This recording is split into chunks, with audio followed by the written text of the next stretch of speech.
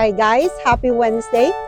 Today is January 8 and this is the day that nag-decide ako na magsalita ng Tagalog sa vlog na to para naman makapagkwentuhan tayo ng maayos at ma-feel yung saya.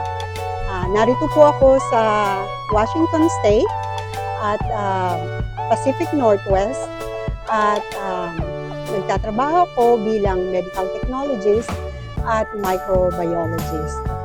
Ako ay pinanganak sa Pilipinas, sa Angeles City, Pampanga at Kapampangan kami, pero ang mga parents ko ay sa Surigao del Norte, so Bisaya.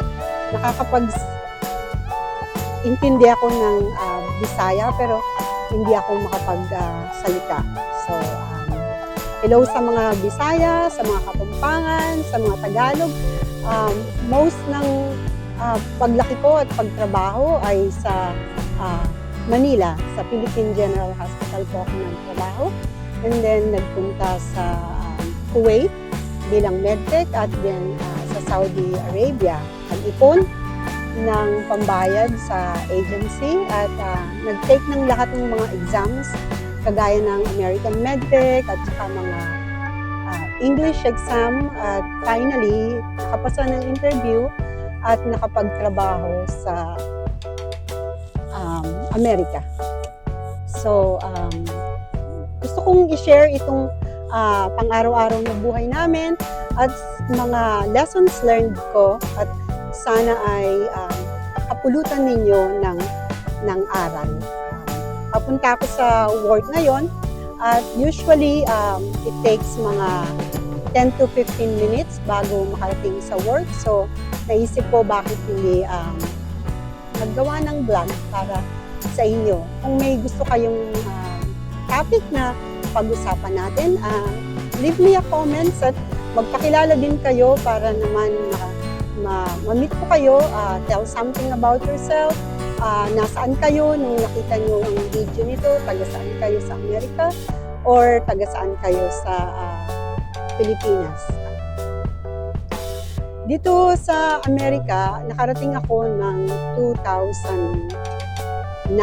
So, ngayon ay 2024 na. So, parang I think 14 years na rin kami rito sa Amerika.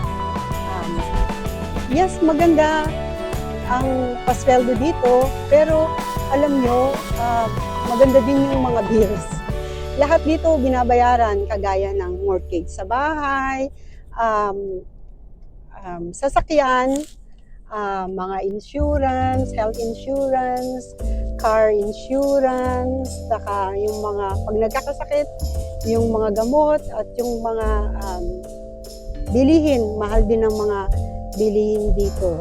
Sa susunod, isasama ko kayo kapag kami ay nagwatcha o namasyal at nang makita nyo naman yung mga iba't ibang mga lugar dito sa amin sa Washington State.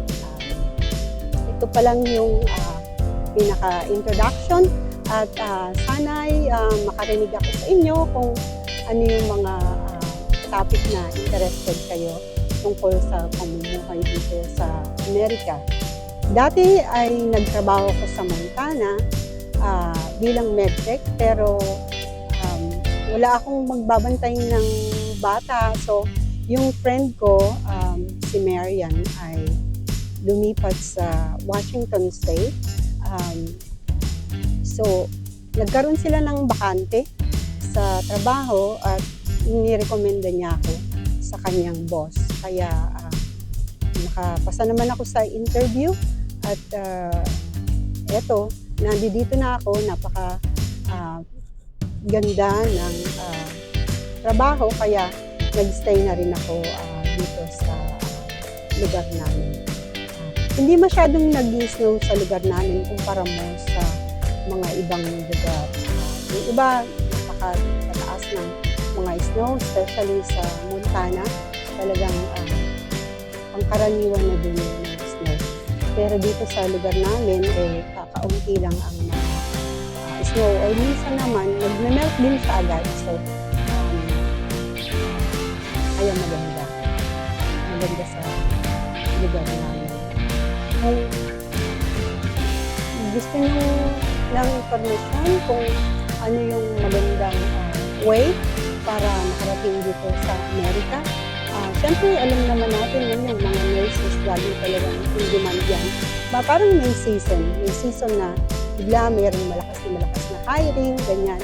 Pero merong ding season na parang bigla natitigil na, wala nang hiring. Pero ang one thing na gusto kong i-share sa inyo, ang kurso ng medical technologist ay in demand dito sa Amerika. Kasi bibihira sa mga taga dito na nag-aaral ng medical technologist. At para makarating dito ng medical technologist, merong tinatawag na special visa. Ang tawag ay H-1B working visa na mostly 3 months, depende sa mga papeles, kung maayos yung mga papeles at magaling yung attorney o yung ahensya na nagtitilis ng papeles nyo, ay mabilis lang siya. Pero kung hindi naman, minsan nagkakaroon ng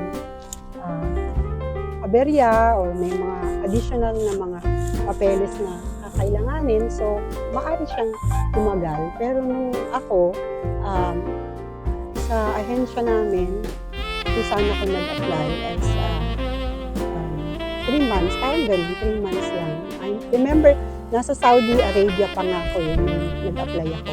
At umuwi pa ako ng Pilipinas. Pagka uwi ko ng Pilipinas, doon ko na kinilos sa Philippines yung mga papers ko. Yun, from the Philippines na isama ko ang pamilya ko. Yun ang kagandahan ng H-1B working visa, guys. Pwede mong maisama yung mga pamilya ninyo. At isa pa,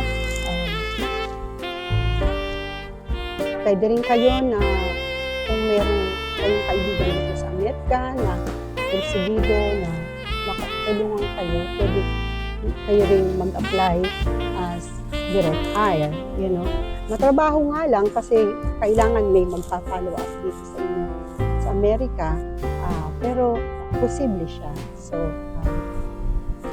okay, narinig na ako sa trabaho. So, hanggang sa muli at I hope makarinig ako sa inyo. Thank you.